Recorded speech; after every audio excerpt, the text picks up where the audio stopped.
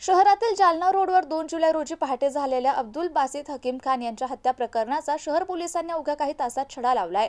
लुटमारीला विरोध केल्याने अब्दुल बासित यांच्यावर धारदार शस्त्राने वार करून त्यांची हत्या करण्यात आल्याचं तपासात समोर आलंय। या प्रकरणी पोलिसांनी तडीपार गुंड मुकेश उर्फ मुख्या महेंद्र साळवे आणि विक्की उर्फ सोनू मधुकर पाचवणे यांना अटक केली असून न्यायालयाने त्यांना 8 जुलैपर्यंत पोलीस कोठडी सुनावली आहे। पोलिसांच्या तपासात धक्कादायक माहिती समोर आली आहे। टोळीच्या प्रमुखाचा वाढदिवस गोव्यात जाऊन क्रूझवर साजरा करण्यासाठी पैशांची व्यवस्था करण्याच्या उद्देशाने आरोपींनी शहरात लुटमारीचा सपाटा सुरू केला होता।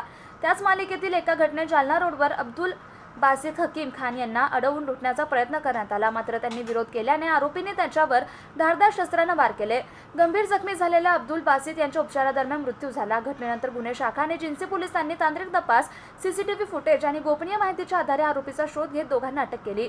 न्यायालयात हजर केलं असता अधिक तपासासाठी त्यांना 8 जुलैपर्यंत पोलीस कोठडी सुनावण्यात आली। या गुन्ह्यात आणखीन काही आरोपींचा सहभाग आहे का याचा तपास पोलीस करतायत।